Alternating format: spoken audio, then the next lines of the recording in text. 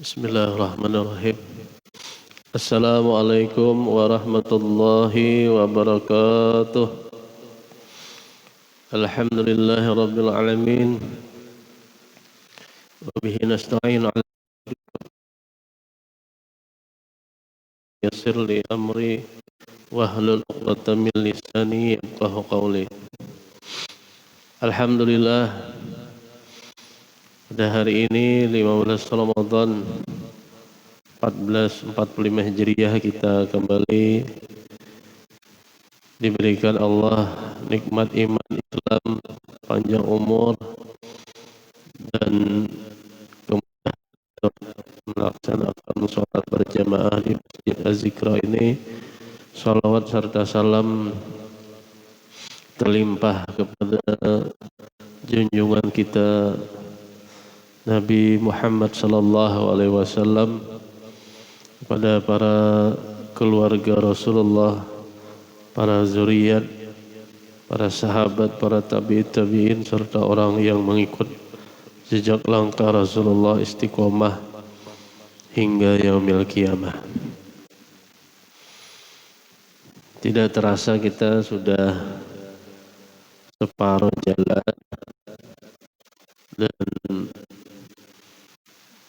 ada nang garing, ada nang kena musibah. Ulun aja juga nih kena flu juga. Pengarannya pasta minum obat mengantuknya luar biasa juga. Tapi mudah-mudahan kita diberikan kesehatan oleh Allah Subhanahu wa taala, termasuk keluarga kita, paman Imnor juga, jamaah kita mudah-mudahan segera bisa kembali dan jamaah-jamaah yang lain yang mungkin lagi sakit, ada masalah, mudah-mudahan diangkat penyakitnya, diringankan segala beban masalahnya, amin. Allahumma amin. Baiklah, lanjutkan membacakan kitab Ihya Ulumuddin.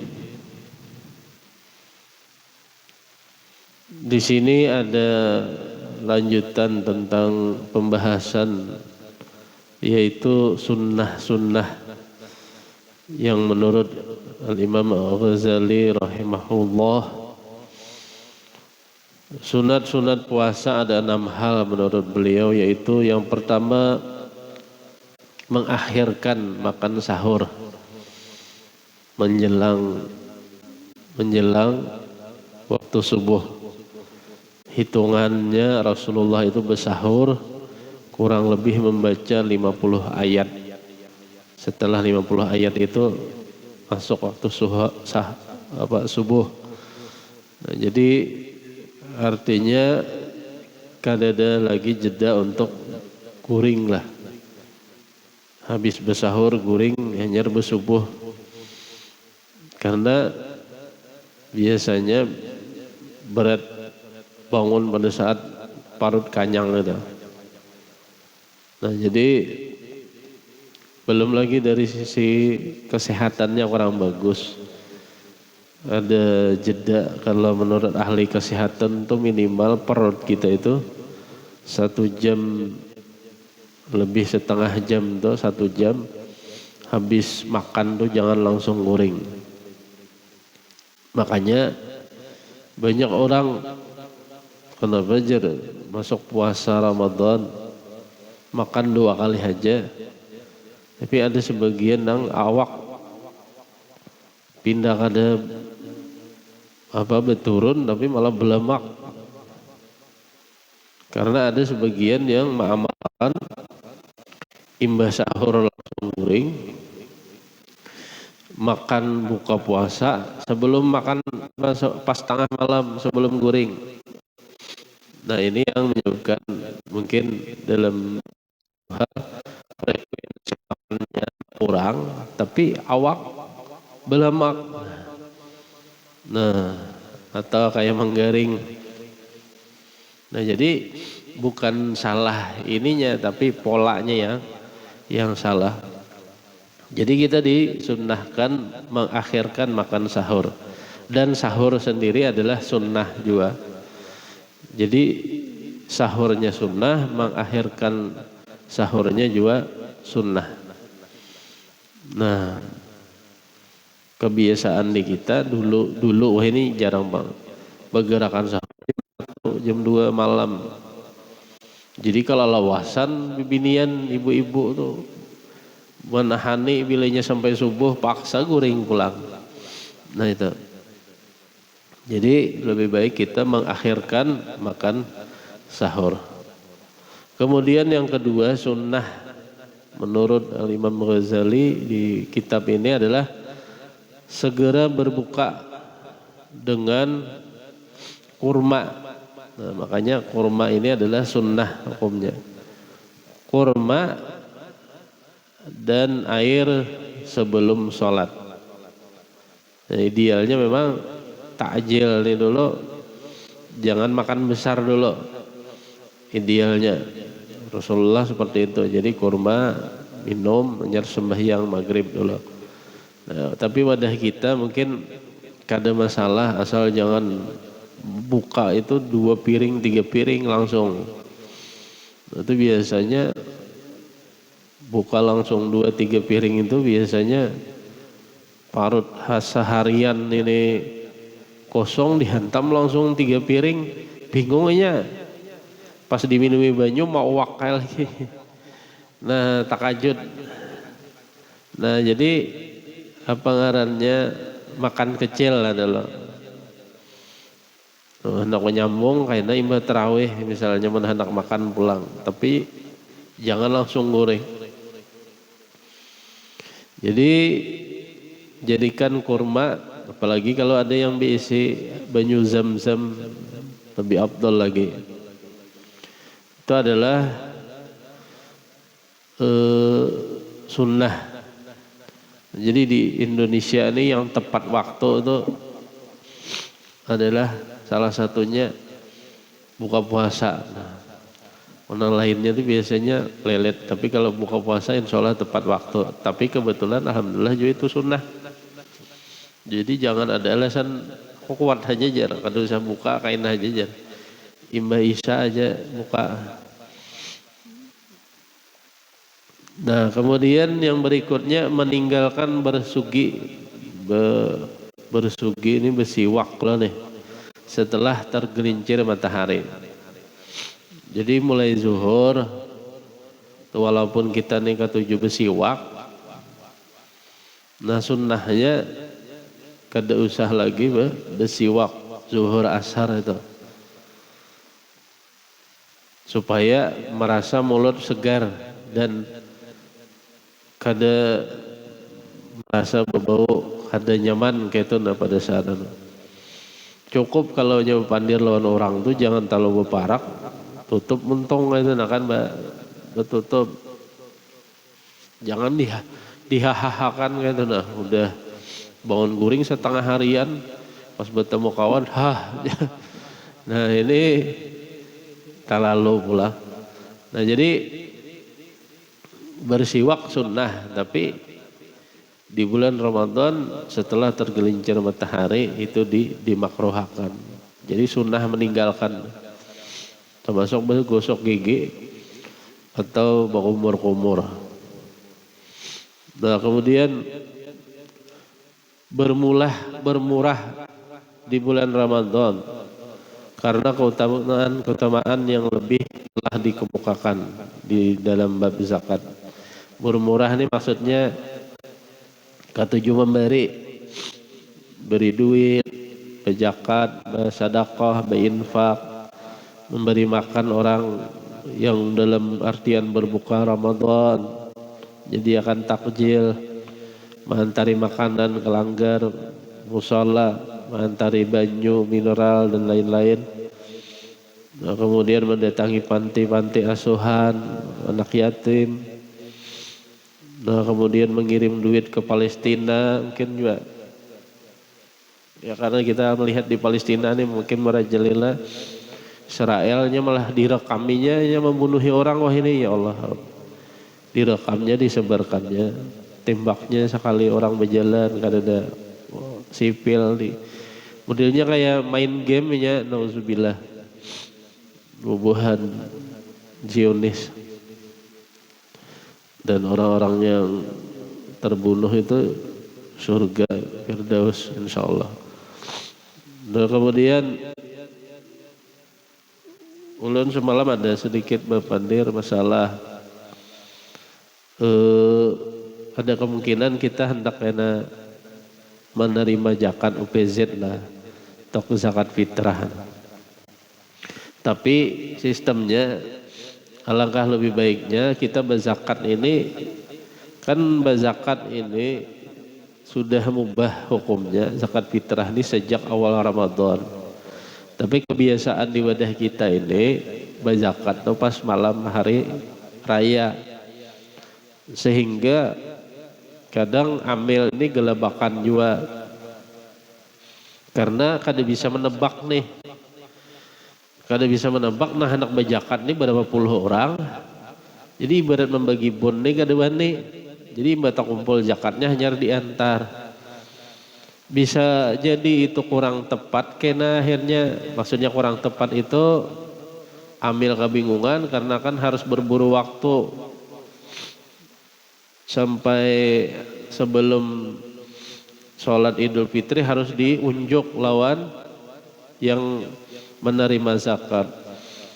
Nah bisa tadobol, bisa juga tagana beresnya. Padahal itu hukumnya kada boleh. Beresnya kada boleh diunjuk lagi kalau sudah haram hukumnya kayak itu nah. Kalau sudah masuk sembahyang Idul Fitri. Ada suah ulun melihat di beberapa ada dilanggar lah. Napa julun baris napa itu baris zakat pajar. Mudah-mudahan sangkaan ulun itu jatah amil. Mun itu jatah masyarakat masih berarti itu nama urus itu salah.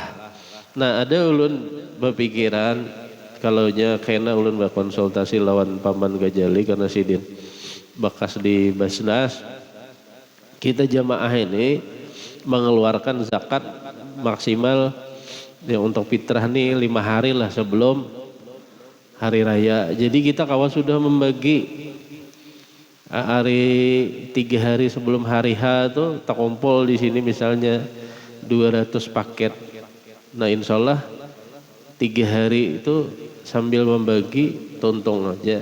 Dan insya Allah ke orang-orang yang memang memerlukan. Kenapa banyak aja masih setiap ulun mengantarakan nang kita rancak berbagi makan gratis apa berbagi nasi habis itu apa ngarannya takjil itu kan banyak aja tukang beca nang menunggu zakat gitu habis itu yang orang tuha yang kada melihat di parak masjid Sulaha itu. Nah itu adalah lebih prioritas menurut ulun karena ini ibaratnya keterbatasan fisik kada kau melihat. Nah apa ngarannya bila kita unjuki ini jauh lebih banyak manfaatnya. Nah itu bab zakat karena kita coba konsultasikan dan insya Allah karena hukumnya tadi mubah atau boleh sama aja pahalanya malah lebih efektif lagi. Nah jadi bab fitrahnya lebih awal. Kemudian berikutnya sunnah di dalam bulan Ramadan ini adalah bertadarus Al-Quran. Yaitu membaca Al-Quran dengan target kita bisa menghatamkan sekali hatam lah minimal di bulan Ramadan ini. Kenapa? Karena hal yang sunnah di bulan Ramadan ini dinilai ganjarannya seperti wajib. Nah jadi apabila kita membaca Al-Quran ya pastinya pahalanya jauh lebih banyak. Dan bertadarus Al-Quran ini menjadi sebuah kedekatan kita lawan Allah. Kenapa? Karena kita membaca wahyu wahyu dari mukjizat yang diberikan kepada Rasulullah sallallahu alaihi wasallam. Nah, walaupun kadang kita membaca Al-Qur'an ini harus berstrategi. Jadi maksudnya itu jangan membebanakan harus di tang hari aja misalnya atau beisukan aja. Jadi seharian itu dibagi waktunya. Kenapa? Karena memang tetap ada godaan setan mengantuk. Nah, jadi ibaratnya itu mbah tarawih berapa lembar? 5 lembar. Mbah subuh, mbah kayak habis anu ini 2 misalnya, mbah juhur 2, mbah asar 2. Nah, tuntung sejus sehari. Jadi ini bertadarus Al-Quran. Apakah sendiri-sendiri atau berjamaah di masjid? Kayak malam tadi itu sudah sekali hatam udah akan di masjid ini. Nah, dahan kawa 2 kalinya. Takumpulun tubuhannya kakanakan takumpulan. Nah, kemudian yang terakhir sunnah yang disampaikan di kitab ini adalah i'tikaf di masjid. Terlebih di 10 hari terakhir di bulan Ramadan untuk menggapai malam Lailatul Qadar, yaitu malam-malam yang lebih baik pahalanya daripada 1000 bulan. Nah, malam Lailatul Qadar ini diutamakan di malam ganjil. Tapi karena kita ini ada berbeda, ada yang berdahulu sehari, ada yang bukan berdahulu menurut keyakinan buhannya itu secara hisab pengarannya sudah masuk, kita menurut ru'yatul hilal belum. Nah, jadi ganjilnya ini belain. Ganjil di sini, genap di sini, genap di sini, ganjil di sini. Makanya disarankan para alim ulama itu alangkah lebih baiknya tiap malam selama 10 hari terakhir itu kita mendirikan malam untuk menggapai Lailatul Qadar. Karena bila kita bersedekah di situ misalnya 100.000 aja malam itu, sama lawan bersedekah 83 tahun kita bersedekah. Nah, itu adalah sunnah-sunnah. Ya, berikutnya kita menyambung sedikit. Rasulullah sudah berada di Madinah.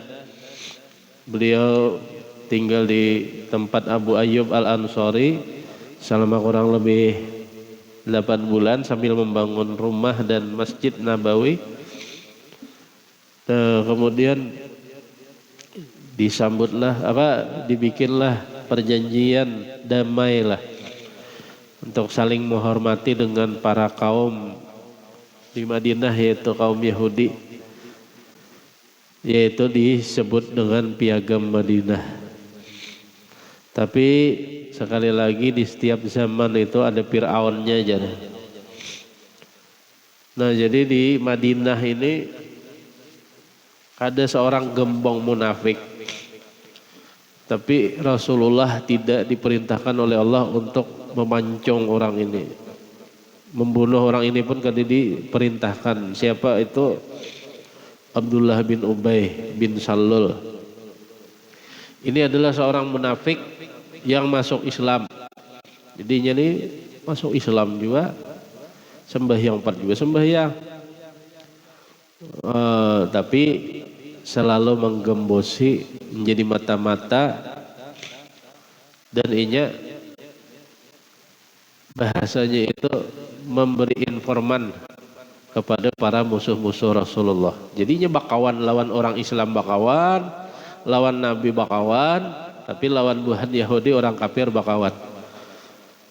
Nah, Abdullah bin Ubay bin Salul ini ada salah satu ahli tafsir mengatakan ada yang menyambat innal munafiqina fid darkil asfali minan nar. Sungguhnya orang munafik adalah orang yang akan bertempat di darkil asfal, di kerak api neraka itu, ya ini yang dimaksud itu. Jadi lain nang orang nang munafik nih jar. Nah itu maka kawanan tuh munafik tuh yang bahasanya itu di dalam pergaulan munafik tuh kada kawa kita pakai ayat itu. Kami jar kada sesuai perkataan lomper perbuatan. Kami ketujuh bohong. Kami kena di kerak api neraka. Ini ayatnya innal munafiqina fid darkil asfal minan nar. Nah itu kada tepat anu lawan kawan kayak itu dalam artian menjudge-nya karena asbabun nuzul ya. Orang munafik yang dimaksudkan di sini ini adalah orang yang bujur-bujur menjadi duri dalam daging di tubuh kaum muslimin, yaitu ditokohi oleh Abdullah bin Ubay bin Salul. Nah, jadi sempat di Madinah ini alhamdulillah berjalan damai, aman, tentram. Rasulullah habis itu apa ngarannya kan Rasulullah beristrikan Saudah. Habis itu setelah Aisyah hijrah umur 12 tahun, Rasulullah akhirnya setelah kurang lebih 8 bulan punya rumah di Mekah, di dekat Masjid Nabawi itu bersama Aisyah lah Rasulullah bertempat tinggal. Jadi Rasulullah ini bersama istri Sidin itu kada tergabung serumah, ada belain lain juga. Nah tapi Rasulullah ini paling banyak kehidupan sehari-harinya itu ditakdirkan Allah pada saat di Madinah bersama Aisyah. Kenapa? Aisyah ini adalah Ummul Mukminin kita yang paling cerdas. Jadi dari beliaulah yang paling banyak hadis-hadis tentang perempuan. Jadi itulah hikmahnya Ummul Mukminin Siti Aisyah itu dijadikan istri Rasulullah. Karena beliau yang paling banyak merekam, paling cerdas orangnya. Nah, jadi Ummul Mukminin Siti Aisyah. Nah, ketika orang Yahudi mengetahui tersiarnya Islam, mereka menampakkan permusuhan kepada kaum muslimin. Jadi Yahudi ini hiri, kenapa kada dari kalangan mereka, justru dari kalangan Arab yang menjadi nabi akhir zaman. Nah itu jadi hirinya orang Yahudi. Nah, sampai wahini pahirian yang lelah di Palestina tuh dianggapnya kita ini kada manusia lagi oleh kaum Yahudi Zionis. Ayat yang menyampaikan tentang ini adalah yang artinya ketika datang kepada mereka sebuah kitab dari Allah yang membenarkan apa yang beserta mereka itu, dan sebelumnya mereka minta kemenangan untuk mengalahkan orang-orang kafir, tetapi setelah Nabi Muhammad datang sebagaimana mereka sudah tahu, lalu mereka menolak dan ingkar kepadanya, maka laknat Allah tetap atas orang-orang kafir ini. Fala'natullah 'alal kafirin. Jadi bubuhannya ini sudah ditegaskan Allah di dalam Al-Quran. Jadi perbuatan Yahudi tadi dipermudah, dibantu oleh Abdullah bin Ubay. Maka setelah hal ihwal mereka itu diketahui oleh Rasulullah, beliau mengadakan suatu perjanjian yang dinamakan Piagam Madinah tadi. Tapi orang-orang munafik di depannya saja mengiyakan, di belakangnya batin mereka menolak. Jadi Yahudi ini ketujuh karena mengingat-ingatkan perselisihan antara Aus dan Khazraj yang bahari karena hendak bertempur antara dua kabilah ini. Nah ini, dan di Madinahlah diizinkan peperangan. Jadi mulai dibolehkan perang itu adalah oleh Allah adalah pada saat di Madinah. Ayatnya adalah Allah telah mengizinkan, yang artinya wa mimman haulakum minal a'rab munafiqun Orang-orang yang di sekelilingmu adalah daripada orang-orang Arab yang munafik. Abdullah bin Ubay tadi, sebagian dari penduduk Madinah itu mereka sama munafik yang melampaui batas. Engkau tidak mengetahui tetapi kami mengetahui mereka itu. Nah, dan ayat Udzina